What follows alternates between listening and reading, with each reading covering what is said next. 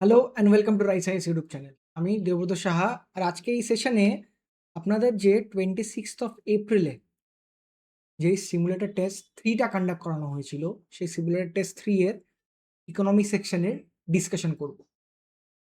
যেই টেস্টটা আমি বলে দিই, আপনারা যারা জানেন, যারা দিয়েছেন তারা তো সবাই জানেন, যারা জানেন না তাদের জন্য বলে দিই।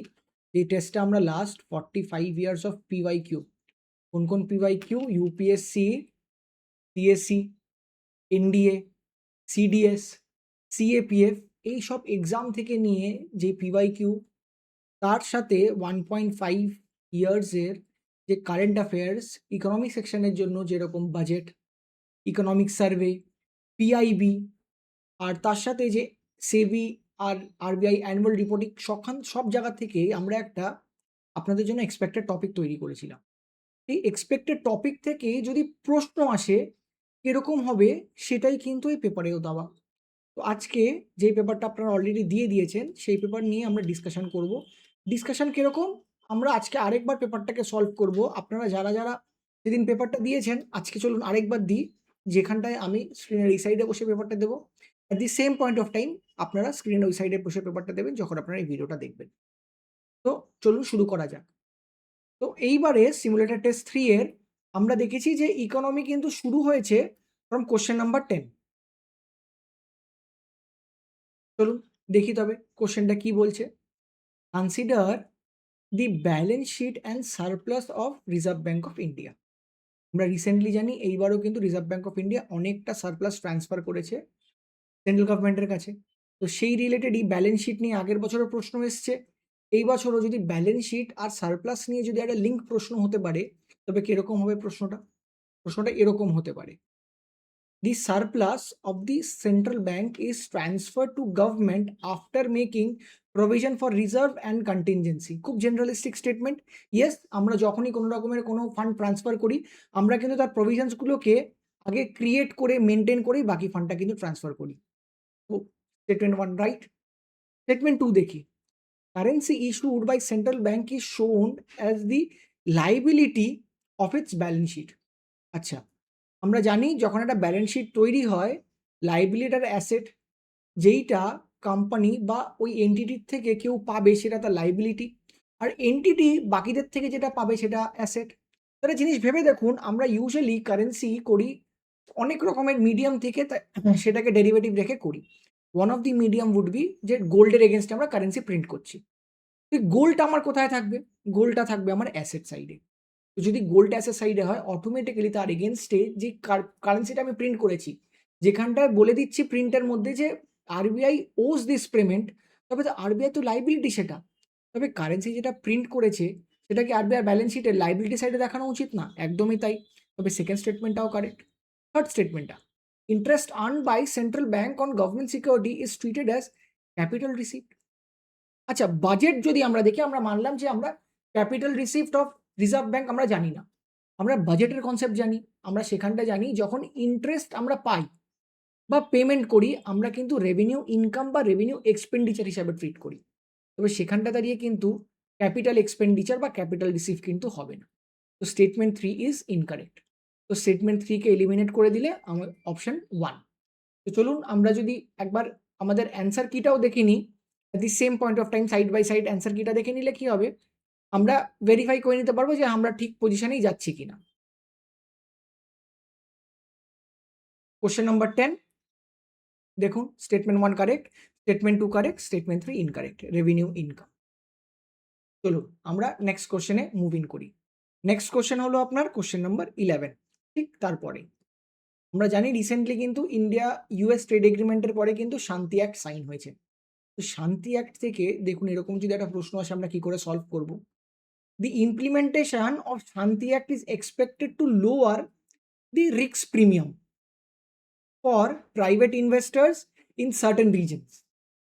In economics, this would be likely lead to, আচ্ছা এইখানটায় দুটো পার্ট আছে। একটা পার্ট হলো শান্তি অ্যাক্টের, যেটা খুব স্ট্যাটিক, এমনি ফ্লোতে বলে দিচ্ছি। আরেকটা পার্ট হলো রিস্ক প্রিমিয়াম।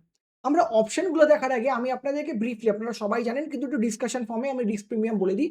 ধরুন এরকম কোনো একটা জায়গা যেখানটায় খুব ভলেটাইল সিচুয়েশন, যেখানটায় কোম্পানির অনেক টাকা লস হতে পারে, তো তারা কোথাও না কোথাও এই ইনশর্ট করার জন্য তারা একটা রিস্ক প্রিমিয়াম দেয়। আমরা দেখি যখন শিপ করে প্রোডাক্ট একটা প্রান্ত থেকে আরেক কন্টিনেন্টে যায় তখন কিন্তু তারা রিস্ক ইন্স্যুরেন্স করে। ঠিক এখানটাও কেন কি শান্তি একটা নিউক্লিয়ার এনার্জি বা এইসব এনার্জি নিয়ে ডিল করছে বলে সেটা একটা এটা বলছে রিস্ক প্রিমিয়ামটাকে লোয়ার করছে। এই রিস্ক প্রিমিয়াম লোয়ার করছে তার জন্য কি হবে? চলুন আমরা অপশনস গুলো দেখি। প্রথম কি বলছে? Decrease in incremental capital output ratio. এখানে একটা কনসেপ্ট আছে ICOR। এটা হতে পারে। আমরা তার আগে অপশনস গুলো বাকিগুলো দেখে নিই। Decline in velocity of circulation of money. Risk premium কমালে ভেলোসিটির সাথে সার্কুলেশন কি খুব লিঙ্ক হচ্ছে? খুব একটা হচ্ছে না। নেক্সটটা পড়ে দেখি। The shift towards liquidity preference among local entrepreneurs. না, ঠিক একটা মিলছে না। And increase in marginal cost of fund based lending rate. MCLR এর সাথে MCLR তো ব্যাংকিং এর একটা ইনস্ট্রুমেন্ট। এখানটায় এটার কি দরকার? না। তবে চলুন আমরা ICOR এর একবার কনসেপ্টটা দেখে নিই। আমরা দেখেছি ICOR মানে হলো ইনিশিয়াল একটা ক্যাপিটাল ইনফিউজ করলে কতটা রিটার্ন পাবো। আর আমরা জানি যত ICR কমবে ততটাই আমরা কম ক্যাপিটাল ইনফিউজ করে GDP বাড়াতে পারবো। তো আমরা যদি রিস্ক প্রিমিয়াম কমাই, রিস্কটাকে কমাচ্ছি তার মানে কি ক্যাপিটালটা কম লাগছে কোম্পানির। ক্যাপিটালটা কম লেগে আউটপুটটা বাড়ছে। আর decrease in incremental capital output ratio. তো ডিক্রিজ হলে কোথাও না কোথাও এফিসিয়েন্সি বাড়বে, রিস্ক প্রিমিয়াম কমলে ক্যাপিটাল রিকোয়ারমেন্ট কমবে, ক্যাপিটাল রিকোয়ারমেন্ট কমলে অটোমেটিক্যালি ICOR বাড়বে। তো অ্যান্সার ইজ এ। আমরা দেখে নিই অ্যান্সার কিতে কি বলা আছে। কোশ্চেন নাম্বার 11 এর যদি অ্যান্সার দেখি, অ্যান্সার হলো এ। আর কেন আদার অপশন হবে না আমি কিন্তু আপনাদের জন্য, আমাদের টিম কিন্তু আপনাদের জন্য সেটাও মেনশন করে দিয়েছে। Moving on to the next question, question number 12। একটা অ্যাসাসার রিজনিং বা স্টেটমেন্ট 1 এক্সপ্লেনিং স্টেটমেন্ট 2 প্রশ্ন। চলুন সেটা আমরা দেখে নিই। প্রশ্নটা কি বলছে? প্রায়োরিটি সেক্টর লেন্ডিং নিয়ে। Within priority sector lending, banks are required to meet specific sub-targets for micro entrepreneurs to ensure adequate credit flow to most vulnerable section of the MSME. একদম ঠিক কথা। আমরা জানি যে PSL লেন্ডিং এর মধ্যে কিন্তু ব্যাংক এরকম নর্মস নিয়ে আসে যাতে একদম মার্জিনালাইজ থেকে মার্জিনালাইজ সেকশনরাও যাতে সেই যেই টাকাগুলো ব্যাংক যেই টাকাটা দিচ্ছে বা যেই টাকাটা দিয়ে লোন দেওয়া হয় ব্যাংক সেটা যাতে সবার মধ্যে ইকুয়ালি ডিস্ট্রিবিউট হয় সেটা এনশিওর করে। তো স্টেটমেন্ট 1 টা রাইট। স্টেটমেন্ট 2 টা দেখি। রাইট হচ্ছে আর রাইট হলে কি is it a correct explanation of statement 1? Export credit is included under priority sector lending. But প্রথমে এই পার্টটা দেখি। Export credit is included into priority sector lending. It is right. But it is not counted for achieving overall PSL target of the bank. Why? এরকম একটা কেন হবে যে যেখানটায় আমরা PSL লেন্ডিং এর মধ্যে তো একটা জিনিসকে নিচ্ছি। কিন্তু যখন ওভারঅল টার্গেট বলছি let's for say total lending এর 40% PSL হতে হবে তবে সেটার মধ্যে কেন ইনক্লুড করা হবে না? তো স্টেটমেন্ট 2 ইজ ইনকারেক্ট। তো এখান থেকে আমি স্টেটমেন্ট 1 আর স্টেটমেন্ট বি টা অটোমেটিক্যালি তো ইনকারেক্ট হয়েই যাচ্ছে। আমরা যদি দেখি স্টেটমেন্ট 3 টা এই ক্ষেত্রে appropriate answer কেন কি statement 1 is correct but statement 2 is not correct. চলুন আমরা একবার এক্সপ্লেনেশনটাও দেখে নিই খুব তাড়াতাড়ি করে। আর কেন বলছে সেটাও কিন্তু এখানটা মেনশন করা আছে। Let's move on to the next question. Question number 13। MCLR তখন পড়েছিলাম। চলুন MCLR নিয়ে একটা ক্লাসিক্যাল প্রশ্ন দেখে নিই। MCLR বলছে with reference two MCLR consider the following statement. কি বলছে? MCLR is the minimum interest rate below which bank is not permitted to lend except in certain cases permitted by Reserve Bank of India. খুব general statement. Yes আমরা জানি marginal cost of lending rate RBI introduce করেছিল যাতে efficiency বাড়ে তাদের exchange সিস্টেমে in terms of যখন সে repo বা রিভার্স রেপো কমাচ্ছে বাড়াচ্ছে সেটা যাতে খুব তাড়াতাড়ি করে মার্কেটে সেটার এফেক্ট আমরা দেখতে পারি। তো এটা is right. Banks are required to publish MCLR for different maturities. আমরা দেখেছি আমরা যখন ব্যাংকে যাই ব্যাংকের কিন্তু একটা বোর্ড লাগানো থাকে যেখানটায় বলে ফ্রম 0 to 7 days তার একটা ইন্টারেস্ট রেট দেবে, ফ্রম 7 to 14 days তার জন্য একটা ইন্টারেস্ট রেট দেবে, ফ্রম 14 to 28 ডেজ এরকম ইন্টারেস্ট রেট দেবে, আপ টু 1 ইয়ার একটা ইন্টারেস্ট রেট দেবে, মোর দেন 1 ইয়ার টু 3 ইয়ার্স আর মোর দেন 3 ইয়ার্স। তো সবার জন্য একটা ডিফারেন্ট এমসিএলআর থাকে, যার ভিত্তিতে ইন্টারেস্ট রেটটা ঠিক করা হয়। তো maturity such as overnight, 1 month, 3 month, 6 month, 1 ইয়ার, তো ওইটার জন্য অ্যাপ্লিকেবল হলে এমসিএলআর এর জন্য অ্যাপ্লিকেবল হতে হবে। কেন কি ওটা তো কোথাও না কোথাও এমসিএলআর দিয়েই ডিরাইভড হচ্ছে। One of the component, yes. Second স্টেটমেন্টটাও correct. Third statement, changes in policy repo rate by Reserve Bank of India have no impact on MCLR. আমরা যখন প্রথম স্টেটমেন্টটা ডিসকাস করছিলাম আমরা তখনই বলেছিলাম যে যাতে রেপো রেটের এফিসিয়েন্সি আরো বাড়ে তার জন্যই কিন্তু এমসিএলআর নিয়ে আসা হয়েছিল।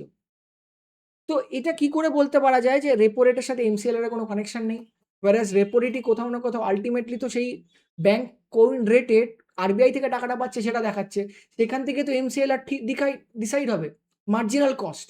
তবে এই স্টেটমেন্টটা কিন্তু ইনকারেক্ট। যে দুটোর মধ্যে যে রিলেশন নেই যে কথাটা বলছি সেটা কিন্তু একদম ইনকারেক্ট। তবে আমরা কি পাচ্ছে স্টেটমেন্ট 3 যদি সরিয়ে দিই আমরা পাচ্ছি স্টেটমেন্ট 1। তবে আমরা যদি অ্যান্সার দেখি for 13, sorry, for question number 13, we see and solution is 1. Statement 1 correct, statement 2 correct, statement 3 is incorrect.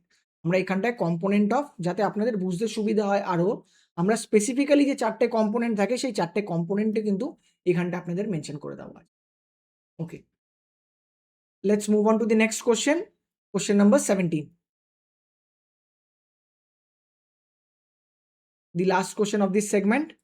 আমরা যদি বলি এটা একটা ক্লাসিক্যাল প্রশ্ন কিষাণ ক্রেডিট কার্ড নিয়ে, স্কিম নিয়ে। আমরা দেখেছি বারবার কিন্তু কিষাণ ক্রেডিট কার্ড নিয়ে আগে এরকম কিন্তু ইউপিএসসি প্রশ্ন করেছে। আর এই বছর কেন কি এগ্রিকালচারে খুব সুন্দর হারভেস্ট হয়েছে মনসুনের জন্য, তার সাথে কোথাও না কোথাও সিপিআইও লিঙ্ক ছিল, কনজিউমার প্রাইস ইন্ডেক্স। তো তার জন্য একটা কিষাণ ক্রেডিট কার্ড নিয়ে কিন্তু প্রশ্ন হতেই পারে। প্রশ্নটা হলে কিরকম হতে পারে, এরকম নিউমেরিক্যালের যেখানটা দিয়ে আপনাদেরকে বলা হবে যে, সরি এগেইন, রিয়েলি সরি, হ্যাঁ, আপনাদেরকে বলা হবে যে এর মধ্যে থেকে কোন অপশনসগুলো কারেক্ট হতে পারে।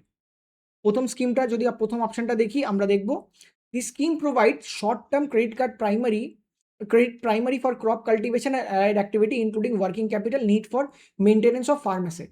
ইয়েস, আমরা জানি কিষাণ ক্রেডিট কার্ড কোথাও না কোথাও শর্ট টার্ম লোন দেয়, শর্ট টার্ম আপনাদেরকে ক্রেডিট ফ্যাসিলিটি দেয় ফার্মার্সদেরকে। কি বলছে, short term credit facility for crop cultivation allied activities. Yes, right. It permits finance of high-value capital investments such as tractor and combined harvester as a part of short-term component. একখানটায় বলছি একটা জায়গায় যে capital part, আর সেখানটায় আবার আমরা বলছি যে এটা শর্ট টার্ম। কেন?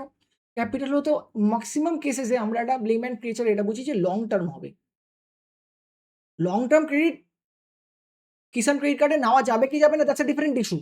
কিন্তু এখানটা তো লং টার্ম ক্রেডিট হওয়া উচিত না লজিক অনুযায়ী। তবে স্টেটমেন্ট 2টা আমার কেন জানি মনে হচ্ছে ইনকারেক্ট। স্টেটমেন্ট 3টা দেখি, the credit limit may include a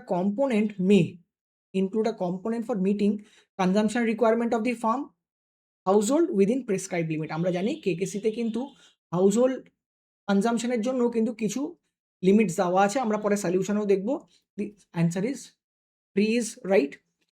let's move on to the next part, question number 4। আমরা যদি দেখি, expenses related to post harvest handling, storage, marketing of produce can be covered under this scheme. Yes, কেন কি আমরা যদি এক জায়গায় বলি হাউসহোল্ড আছে, আরেক জায়গায় যদি বলি যে কোথাও না কোথাও ক্রপ কাল্টিভেশন আর অ্যালাইড অ্যাক্টিভিটিস যে ওয়ার্কিং ক্যাপিটালকে ইনক্লুড করে ফার্মার্সের ক্যাপিটাল বা ক্রেডিট ফ্যাসিলিটিটাকে আরো স্ট্রেংথেন করছে, তো তাদের জন্য খালি তো প্রডিউস করে দিলেই হবে না, মার্কেটিং, স্টোরেজ এগুলোকেও এনশিওর করতে হবে। তো দি statement 4 is also correct. Let's move on to the statement 5, যেটা আবার ডিসাইডার হবে। The scheme extend to finances long-term infrastructure such as construction of rural household, establishment of cold storage facilities. একবার ভেবে দেখুন, same কথাটাই আমি এখানটায় বলছিলাম লং টার্মে, সেই কথাটাও এখানটা রিএমফাসাইজ করার চেষ্টা করছে। কোথাও না কোথাও মনে হচ্ছে না এই দুটো স্টেটমেন্ট সেম? তো আমরা যদি স্টেটমেন্ট 3 আর 5 কে যদি এলিমিনেট করে দিই অপশনসগুলোর থেকে, এখানটায় 3 আছে, 3 নাই 5 আছে, হবে না। 3 আছে, 5 ও আছে, এটা তো হবেই না। 3 ও আছে, 5 আছে, এটা হবে না। We are left with option এ। চলুন আমরা যদি অ্যান্সার দেখে নিই, কোশ্চেন নাম্বার 14 এর answer is a. Statement 1 correct, statement 2 incorrect, statement 3 correct, statement 4 correct, statement 5 is incorrect, যেখানটায় আবার কেকেসির আপনাদের নলেজের জন্য কম্পোনেন্ট অফ কেকেসি লিমিটও কিন্তু দেওয়া আছে অ্যাডিশনাল নলেজের জন্য, যে এছাড়াও যদি প্রশ্ন কোনো সময় আসে এরকম আসবে। চলুন আমরা নেক্সট সেগমেন্টে মুভ ইন করি। নেক্সট সেগমেন্ট হলো 41 থেকে আমাদের শুরু হচ্ছে প্রশ্নটা। তাড়াতাড়ি স্ক্রিন থ্রু করবো, আপনাদের অন্য অন্য ভিডিওস দেখতে হবে, আই ক্যান আন্ডারস্ট্যান্ড। 41 আবার এগ্রিকালচার একটা প্রশ্ন, primary agricultural credit society PAC are the lowest tier in short-term cooperative credit structure in India and directly interface with farmers. আমরা জানি যে PACs এর একটা ফিচার হলো যে তারা ফার্মারদের সাথে খুব ডেইলি ইন্টারাকশন করে আর তাদের লোন নিয়ে, ক্রেডিট ফ্যাসিলিটি নিয়ে, শর্ট টার্ম ক্রেডিট ফ্যাসিলিটিস নিয়ে কিন্তু খুব কথা বলে। স্টেটমেন্ট তারা ভাবে, স্টেটমেন্ট মানতে হবে correct. PACs provide both short-term and long-term credit facilities to farmers for agriculture and allied activities. একটা জায়গায় যেখানটা আমি বলছি যে short term cooperative credit structure, আরেক জায়গায় বলছি short term and long term. এটা কি করে হতে পারে? তো আইদার দিস অর দ্যাট। যদি আপনি জানেন স্টেটমেন্ট 1 টা কারেক্ট, তবে স্টেটমেন্ট 1 টা কারেক্ট দিয়ে দিলেন। তবুও যদি হয় না হয় আপনি কিন্তু 50-50 তে চলে আসলেন যে সি আর ডি তো হচ্ছে। এবারও যদি আপনি লাগান, আপনার মোস্ট চান্সেস যে আপনি এইটাতেই লাগাবেন। কেন কি এই স্টেটমেন্টটা খুব রিয়ালিস্টিক মনে হচ্ছে। কিপিং অ্যাসাইড নলেজটা কিন্তু খুব দরকার যদি আমাদের কাছে অ্যাভেলেবল নলেজ না থাকে। 41 এর অ্যান্সার চলুন আমরা দেখে নিই। 41 এর কি অ্যান্সার আছে?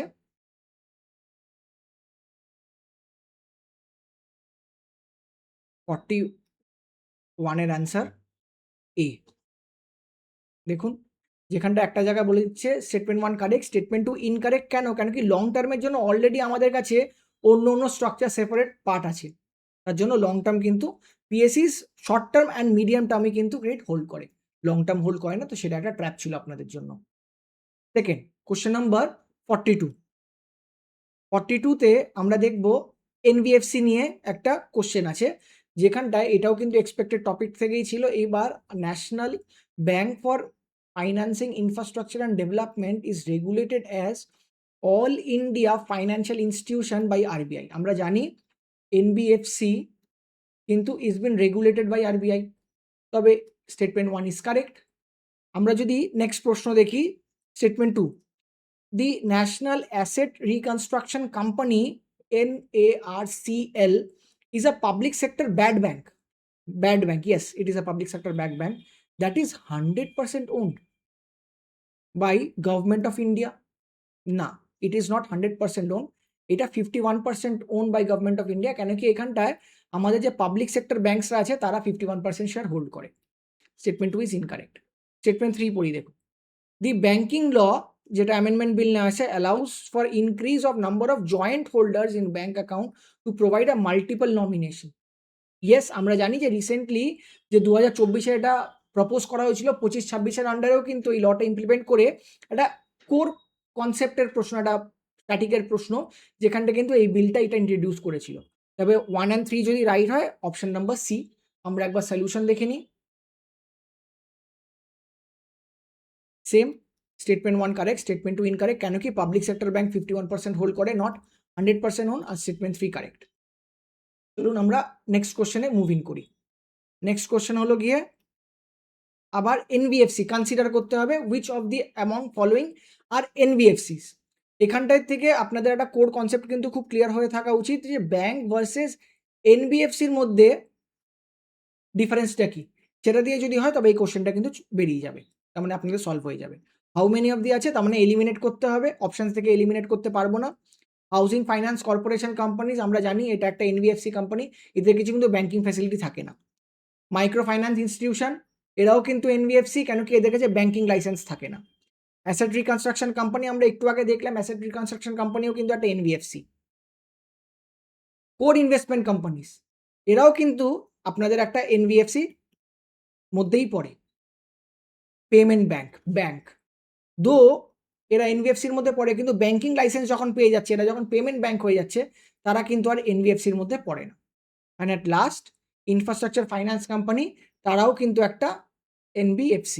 তবে আমার 1 2 3 4 সরি 1 2 3 4 5, মাই ব্যাড, 5। তো অপশন সি কারেক্ট। অ্যান্সার একবার দেখিনি কি বলছে অ্যান্সার। 43 এর সি, ইয়েস। হাউজিং ফাইন্যান্সের কাছে আছে অথরিটি, এনবিএফসি এমসিআইজ আছে, এরা অ্যাসেট রিকনস্ট্রাকশন কোম্পানিও একটা NBFC, SARFAESI act, registered under SARFAESI act. এখানটায় আপনার কোর ইনভেস্টমেন্ট কোম্পানিজরাও এনবিএফসির মধ্যে পড়ে। পেমেন্ট ব্যাঙ্করা কিন্তু এনবিএফসির মধ্যে পড়ে না, কেন কি তাদের কাছে লাইসেন্স আছে ব্যাংকের। আর ইনস্টিটিউশন ইনফ্রাস্ট্রাকচার ফাইন্যান্স কর্পোরেট কোম্পানিজরাও কিন্তু এনবিএফসির আন্ডারেই পড়ে। Let's move on to the next question. Question number 44। 44 এর প্রশ্ন আমরা যদি দেখি, MSME নিয়ে আর একটা প্রশ্ন, মনিটারি পলিসি তার সাথে রিলেটেড। বলছে which of the following is performed by small finance bank? আমরা দেখেছি small finance bank, primary agriculture society, যেগুলো খুব ছোট ছোট নিশে ব্যাংকসগুলো, তাদেরকে নিয়ে কিন্তু খুব প্রশ্ন করে ইউপিএসসি। তার জন্য আরেকটা স্মল ফাইন্যান্স ব্যাংক নিয়ে প্রশ্ন। Acceptance of demand deposit from public, সেটা কি তারা পারফর্ম করতে পারে? আমরা দেখব, পরে দেখব। আমরা আগে চলুন একবার দেখে নিই কী কী অপশানস এখানটায় আছে। Acceptance of public deposit, second providing loan to small and marginal farmers, MSME and organise sector, মাথায় রাখবেন small finance bank. Undertaking large corporation lending without restriction, mark করে রাখলাম। Issuing credit card to customers, sceptical. Engaging in foreign exchange operation with prior approval of RBI, approval নিতে হবে, yes হতেই পারে জিনিসটা। এবার চলুন থ্রিটাকে যদি আমি এলিমিনেট করতে শুরু করি, আমরা দেখছি এখানটাও 3 আছে, এখানটাও 3 আছে, we are left with option A and B. এবার চলুন আমরা 1, 2টাকে পড়ি, কেন কি আমরা দেখতে পাচ্ছি 1, 2, 1, 2 দুটোই কারেক্ট আছে। What is making a difference is option 4। তার মানে এখান থেকে আমরা এটা বুঝতে পারছি যে তারা অ্যাকসেপ্ট করতে পারে, সলিউশনে তো দেখবই। Providing loan to small and marginalize section ফার্মার্সদেরকে দেয় শর্ট টার্ম বলে। 4টা না 5টা দেখে নিই। এঙ্গেজিং যেরকম বলছিলাম, প্রায়ার অ্যাপ্রুভাল নিয়ে তো করা যেতেই পারে, খুব জেনারেলিস্টিক স্টেটমেন্ট। এবার ভেবে দেখুন, issuing credit card to customer, এটা কিন্তু ডাইরেক্টলি পিওয়াইকিউর একটা প্রশ্ন। এখানটা এটা বলা হয়েছিল এটা কি ফিচার না, এই পার্টটা পার্টিকুলারলি। তবে এটা কিন্তু রাইট। তো অপশন এ 44-এ চলুন আমরা দেখে নিই 44-এর অ্যান্সার কি আছে। 44-এর অ্যান্সার কিন্তু এ, কি কি কাজ করতে পারে। Let's move on to 45।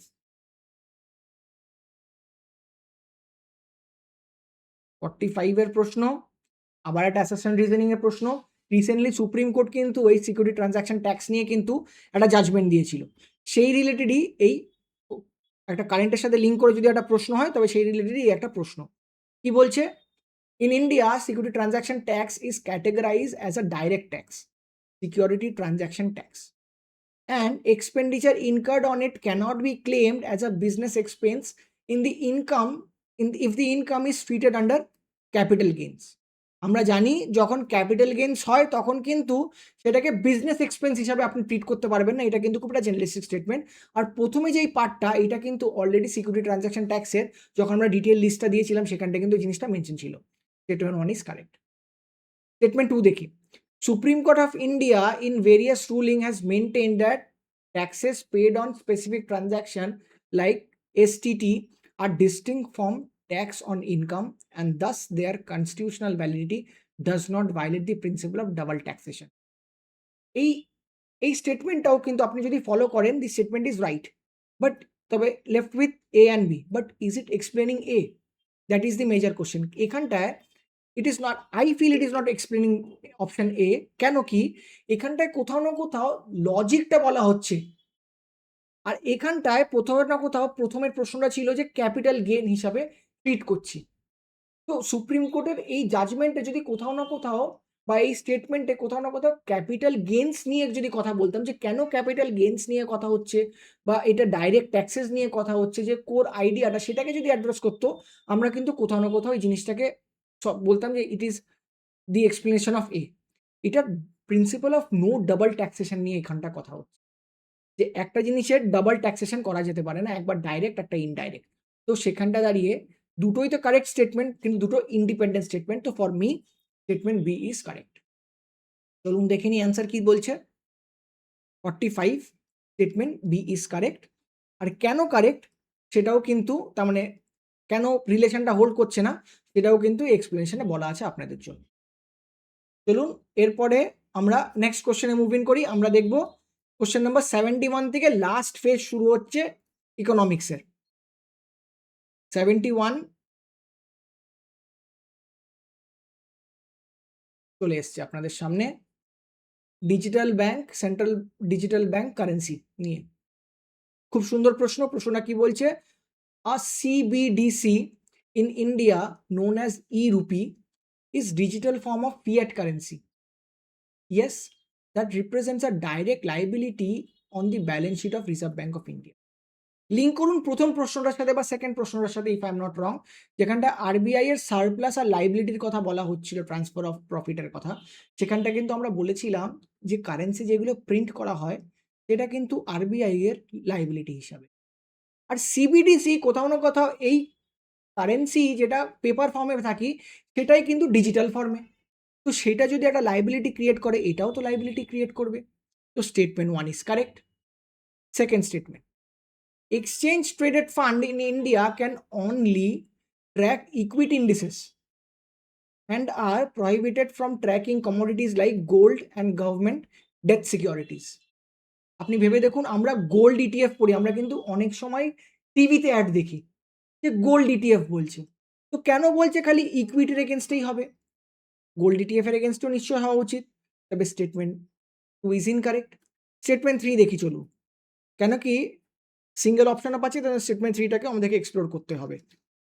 In Indian derivative market future and option contract, প্রশ্ন আগে এসছে ইউপিএসসিতেই, on individual stocks are regulated by SEBI, security and exchange board of India, and are settled through centralize clearing corporation. Yes, it is primarily done by SEBI. কিছু কিছু ক্ষেত্রে RBI করে, কিন্তু খুব লিমিটেড পার্সপেক্টিভে করে, যেখানটা তারা সাপ্লাইটাকে মেনটেন করার জন্য খুব লিমিটেড, কিন্তু প্রাইমারিলি কিন্তু সেবি করে। তো স্টেটমেন্ট 1ও কারেক্ট। স্টেটমেন্ট 1 অ্যান্ড 3 আমরা দেখতে পাচ্ছি অপশন বিতে। আমরা সলিউশনে চলুন একবার দেখে নিই সলিউশন কি বলছে। 71 এর solution option B, statement 1 correct, statement 2 incorrect, statement 3 is correct. চলুন এরপরে নেক্সট প্রশ্ন দেখে নিই। Question number 72। 72তে বাল্ক ডিল আর ব্লক ডিল নিয়ে কথা হচ্ছে। মনে আছে প্রশ্ন একবার আগেও এসেছিল অ্যালফা নিয়ে, এরকম টার্ম নিয়ে কিন্তু ইউপিএসসি প্রশ্ন করে। এই দুটো টার্ম কিন্তু সেবি অ্যানুয়াল রিপোর্টে বারবার উঠে এসছে, আর পিআইবিও সেটাকে নিয়ে কভার করেছে, তার জন্য এই প্রশ্নটা পিওরলি নলেজ বেসড প্রশ্ন। প্রশ্নটা কি বলছে? In the context of stock market the term bulk deal and block deal refers to. Bulk মানে নিশ্চয়ই বড়, লার্জ অ্যামাউন্ট হবে, এটা মাথায় রাখতে হবে ওই হলে দাঁড়িয়ে। Transaction where shares are bought and sold simultaneously in different markets to gain arbitrage profit. Let's skim through all the options, then let's decide. A large volume of share of transaction executed either during normal day trading hour or through separate window with predefined condition. এখানটা একটা link পাচ্ছি large volume, আর এখানটা আমরা bulk পড়েছি। Bulk যখন পড়েছি বড়, large volume কোথাও না কোথাও লিঙ্ক করতে পারছি। Government intervention to stabilise stock prices during extreme volatility. গভর্নমেন্টের কি ইন্টারভেন করতে পারে স্টক মার্কেটে? গভর্নমেন্ট আমরা তো জানি না, কেন কি গভর্নমেন্ট ডাইরেক্টলি তো কিছু করতে পারবে না, তো গভর্নমেন্ট ইন্টারভেনশন এটা incorrect. The third, a type of derivative contract use to hedge a large institution investment. তিনটে স্টেটমেন্টের মধ্যে কোথাও না কোথাও আমার স্টেটমেন্ট বিটা মনে হচ্ছে। রিজনও কি আছে, আপনারা যখন এক্সপ্লেনেশন দেখবো আমরা দেখতে পারবো যে বাল্ক ডিল আর ব্লক ডিলকে এর জন্য নিয়ে আসা হয়েছিল, যেই ডিলগুলো যেই যেই ট্রানজাকশনগুলো অনেক বড় বড় থাকে, সেইগুলো যাতে T+2 বা T+1 এর যে সেটেলমেন্ট পিরিয়ড থাকে তার থেকে সরে এসে ইমিডিয়েট হওয়া যেতে পারে। তো therefore the answer is B. সলিউশনে দেখে নিই চলুন। The answer is B. আর কেন ব্লক ডিল আর এইটা করা হচ্ছে সেখানটাও কিন্তু আপনাদেরকে এটা বলে দেওয়া হয়েছে। Let's move on to the next question. Question number 73। আমরা 73তে একটা প্যারাগ্রাফ ওয়াইজ প্রশ্ন পাচ্ছি। প্যারাগ্রাফ ওয়াইজ প্রশ্ন মানে এটা কিন্তু এরবার ইকোনমিক্সে আসতে পারে, আগেরবার অনেক অনেক জায়গায় এসছে, অনেক অনেক সেগমেন্টে এসছে, ইকোনমিক্সেও আসতে পারে, যে একটা প্যারাগ্রাফ দিয়ে বলুন কার ব্যাপারে কথা বলা হচ্ছে। This initiative was launch with a strategic objective bridging employability gap keeping in mind in Indian workforce. It targets missing middle missing middle মানে নিশ্চয়ই ইউথ নিয়ে কথা হবে। ইয়েস, ইউথ নিয়েই কথা হচ্ছে। Those not currently in full time education or employment by leveraging CSR, corporate social responsibility. তার মধ্যে একটা পার্ট ছিল, আমরা যখন এডিটোরিয়াল এক্সপ্লেনে সিএসআর দেখেছিলাম, তার মধ্যে একটা ইম্পর্টেন্ট পার্ট ছিল যে এই রকমের যাতে এন্টারপ্রেনারশিপকে ডেভেলপ করা যেতে পারে, তাদের স্কিলিং যাতে করানো হোক। Framework of country's top 500 companies. The scheme provides a monthly stipend. আরেকটা ইম্পর্টেন্ট পয়েন্ট, আমরা তিনটে ইম্পর্টেন্ট পয়েন্ট কি কি দেখতে পারলাম? এমপ্লয়াবিলিটি গ্যাপ, মিসিং মিডল আর stipend through direct benefit transferred and emphasise on job training. আরেকটা পার্ট দেখতে পাচ্ছি, on job training in real business environment rather than a traditional classroom vocational training. তো চারটে যদি আমি ইম্পর্টেন্ট টেক অ্যাওয়ে বলি, যেই স্কিমটার কথা বলা হবে, এই স্কিম বলছে যেই স্কিমের মধ্যে নিশ্চয়ই আমার এমপ্লয়াবিলিটি নিয়ে কথা বলবে, ইউথ নিয়ে কথা বলবে স্পেসিফিক্যালি, স্টাইপেন্ড নিয়ে কথা বলবে, আর তার সাথে অন জব ট্রেনিং নিয়ে কথা বলবে। এবার চলুন আমরা দেখে নিই অপশনস কি কি আছে। দাক্ষী যোজনা, দাক্ষী যোজনা কি এই চারটে নিয়ে কথা বলছে? না। বিশ্বকর্মা, বিশ্বকর্মা দো আপনার হাতের কাজের কথা নিয়ে বলছে, কিন্তু তারা স্পেশালি মিসিং মিডিং এইসব কথা নিয়ে কিছু বলছে না। পিএম ইন্টার্নশিপ স্কিম, কোথাও না কোথাও stipend, missing middle, on job training মিলে যাচ্ছে। লাস্টেরটাও পড়ে নিই, দীন দয়াল উপাধ্যায় গ্রামীণ কৌশল যোজনা। গ্রামীণ মানে রুরাল, তো আমরা কি এখানটা রুরাল নিয়ে কিছু দেখতে পেরেছি? স্পেসিফিক্যালি বলছি যে রুরালের জন্যই না, তবে answer is C according to me. আমরা চলুন দেখে নিই অ্যান্সারে কি বলছে। 73 এর অ্যান্সার সি। কেন? কেন কি পিএম দাক্ষ কোথাও না কোথাও স্কিল ট্রেনিং এর তো কথা বলে মার্জিনালাইজ গ্রুপ, স্কিল ট্রেনিং এর কথা বলছে কিন্তু মার্জিনালাইজ গ্রুপের জন্য, সবার জন্য না। ওখানটা কিন্তু মার্জিনালাইজ গ্রুপ লেখা ছিল না। PM Vishwakarma scheme support traditional artisans, যেরকম বলেছিলাম হাতের কাজ শেখানোর জন্য, কিন্তু এখানটাও কিন্তু ট্রেডিশনালের কথা কিছু বলা ছিল না। আর যেটা বলা হয়েছিল যে দীনদয়াল উপাধ্যায় গ্রামীণ যোজনা, সেটা রুরাল স্কিল ডেভেলপমেন্টের জন্য। তো we are left with option number C, therefore option C is correct. Let's move on to the next question. Question number 74, আরেকটা স্কিম রিলেটেড প্রশ্ন with reference to PM Rashtriya Krishi Vikas Yojana, which and Dhandhanya component promoting value addition, consider the following statement. আমরা এখানটায় এই প্রশ্নটা half part আছে, আমরা উপর দিকেও সেম প্রশ্নরই কিন্তু সরি সেম প্রশ্ন বাকি পার্টটা কিন্তু আমরা এখানটায় দেখতে পারবো, যেখানটায় প্রশ্নটাকে দুভাগে এরকম করে দেখতে হবে আমাদেরকে। 74, আচ্ছা তার আগে আরেকটা জিনিস যেটা মেনশন করার জন্য বলছিলাম, এখানটা কিন্তু হাউ মেনি বলে দিয়েছে, তার মানে কি আমাদেরকে অপশন দিয়ে কিন্তু আমরা এলিমিনেট করতে পারবো, তার জন্য আমাদেরকে এই স্টেটমেন্টগুলো খুব মন দিয়ে পড়তে হবে। It aims to promote crop diversification and enhance farmers income through value addition and promotion of bio fortified crop varieties. আমরা জানি এই রাষ্ট্রীয় কৃষি বিকাশ যোজনা আর তার সাথে ধনধান্য কম্পোনেন্ট কিন্তু এর সাথে মিলছে। Statement 1 is correct. Statement 2. The scheme focuses on strengthening post-harvest infrastructure such as cold storage, solar dryers and primary processing.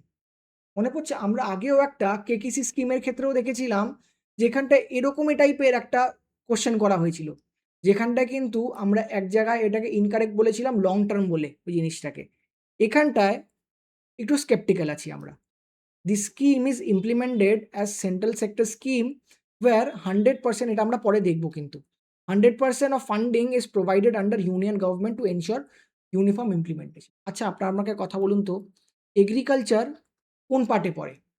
Yes, স্টেটের মধ্যে পড়ে। তো স্টেটের মধ্যে পড়লে সেন্ট্রাল সেক্টর স্কিম কি করে হতে পারে? হলে সেন্ট্রাল স্পন্সর স্কিম হবে। তো স্টেটমেন্ট 3 ইজ ইনকারেক্ট। আমরা লাস্ট স্টেটমেন্টটা দেখে নিই, লাস্ট স্টেটমেন্টটা কি বলছে? লাস্ট স্টেটমেন্ট বলছে the scheme specifically prohibit the use of private sector investment in the development of agricultural technology and protect small and marginal farmer. এরকম কি হতে পারে যে প্রাইভেট যদি প্লেয়ার্সরা আসে, তবে সবসময় স্মল আর মার্জিনাল ফার্মার্সরা তার থেকে এফেক্টেড হবে না? That is not correct. সবসময় সেটা হয় না, তার জন্য বেসিক রিজন দিতে হয়। এই স্কিমে কিন্তু সেই রিলেটেড কোনো কিছু কথা বলেনি। তো স্টেটমেন্ট 4 ইজ অলসো ইনকারেক্ট। আমরা চলুন লাস্ট যেটা আমাদের পড়ে আছে স্টেটমেন্ট 2, স্টেটমেন্ট 1টা কারেক্ট আছে, আমরা অনলি 1 বা অনলি 2 হবে।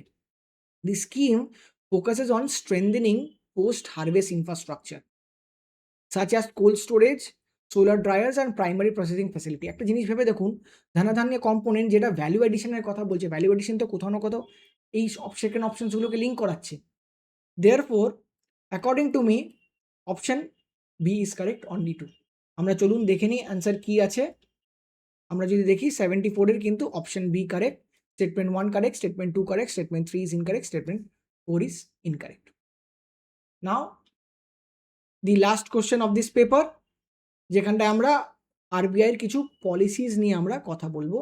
আর এই অপশনটা কিন্তু আপনাদের জন্য আবার নতুন স্ট্রাকচারে, যে এরকম যদি কোনো সময় ইউপিএসসি কোশ্চেন ফরম্যাট তো সেম রাখলো, কিন্তু অপশনসগুলো ঘুরিয়ে দিলে এই অপশনসগুলো কোথাও না কোথাও 1 and 2 যেরকম আমরা করে এসেছি সেটাকে রিটেন ফরম্যাটে করা, যাতে আপনাদের মাইন্ডটা সেরকম করে প্রিপেয়ার থাকে। কোশ্চেন কি বলছে? আর ডোভিস মনিটারি পলিসি, আমরা দুটো পলিসি মাথায় রাখবো, ডোভিস হকিশ। কোনটা কি লিঙ্ক করতে পারছেন? ইয়েস, ডোভিস মানে tightening. Dovish monetary policy stand by the US Federal Reserve generally leads to trade carry বাইরের দিকে towards emerging market like India. ওরা যদি নিজেদের ইউএস যদি ফেড নিজেদের রিজার্ভটাকে নিজের পলিসিসগুলোকে টাইটেন করে, তাদের রিটার্নটাও টাইটেন হবে। তো অটোমেটিক্যালি তারা এফপিআইসরা, এফডিআইসরা বা ইনভেস্টার্সরা কিন্তু বাইরের দিকে মুভ আউট করবে, like emerging countries like India.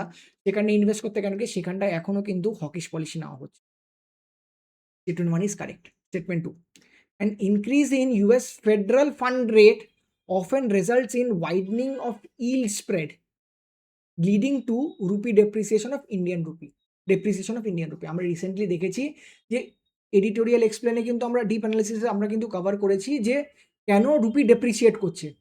তার মধ্যে থেকে কিন্তু আরেকটা মেজর পার্ট ছিল যে কেন কি রিপোর্টাইট হচ্ছে, বাইরের দিকে চলে যাচ্ছে, সেফ হেভেনের দিকে ইনভেস্ট করতে রাজি হয়ে যাচ্ছে সবাই, তার মানে সব ইনভেস্টার্সরা। তো তারা যখন বেরিয়ে যাচ্ছে অটোমেটিক্যালি ডলারের ডিমান্ডটা বাড়ছে।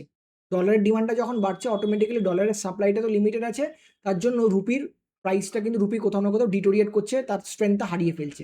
তো এই স্টেটমেন্টটা কিন্তু তার সাথে যদি লিঙ্ক করি আমরা দেখবো এই স্টেটমেন্টটাও কিন্তু correct. This start statement persistent depreciation. আচ্ছা, এইখানটায় এক্সটার্নাল কমার্শিয়াল বোরিং এর মধ্যে একটা পার্ট মাথায় রাখবো, মাসলা বন্ডস। মাসলা বন্ডসের কথা আমরা মাথায় রেখে প্রশ্নটাকে সলভ করব। A persistent depreciation of domestic currency reduces effective interest rate of Indian firms that have borrowed via unhedged external commercial borrowing. এটা কি সত্যি নাকি সেটা মাসলা বন্ডের ক্ষেত্রে অ্যাপ্লিকেবল? আপনারা কমেন্ট সেকশনে জানাবেন যে মাসলা বন্ডের কি ফিচার্স আছে। আমি এখানটা এক্সটার্নাল বরোয়িংসের আমি আপনাকে একটা কি ফিচার্স বলে দিই। যদি ধরুন একসময় প্রশ্নটা কি বলার চেষ্টা করছে, আপনি যখন লোন নিয়েছিলেন তখন $1 ওয়াজ ইকুইভ্যালেন্ট টু রুপি 80, আর এখন $1 ইজ ইকুইভ্যালেন্ট টু রুপি 100। এবার আপনারা ভেবে বলুন তো, যখন নিয়েছিলাম আমরা তখন তো $1 ইকুয়াল টু রুপি 80 দিয়ে আমরা দিয়ে দিয়েছিলাম। এখন ভেবে দেখুন তো, এখন দেওয়ার সময় তো তাকে $100 দিতে হচ্ছে, তবেই গিয়ে সে $1 পাচ্ছে, আর $1 দিয়ে পেমেন্ট করছে ফরেন ইনভেস্টার্সদেরকে। তবে তার কোথাও না কোথাও সে তো লস ফেস করছে ইন্ডিয়ান ফার্মটা। তো সেটা কোথায় বলছে যে এফেক্টিভ ইন্টারেস্ট রেট রিডিউস কি করে হচ্ছে? তার তো বাড়ছে অ্যাকচুয়ালিতে। তো স্টেটমেন্ট 3 ইজ ইনকারেক্ট। তবে আমাদের স্টেটমেন্ট 3 যদি ইনকারেক্ট হয়, অপশন এ ইজ কারেক্ট। চলুন অ্যান্সারটা দেখে নিই। স্টেটমেন্ট এই question number 75, option A, statement 1 correct, statement 2 correct, statement 3 is incorrect. With this, our discussion for economy section of stimulator test 3 is complete. I hope this session was helpful for your upcoming prelims,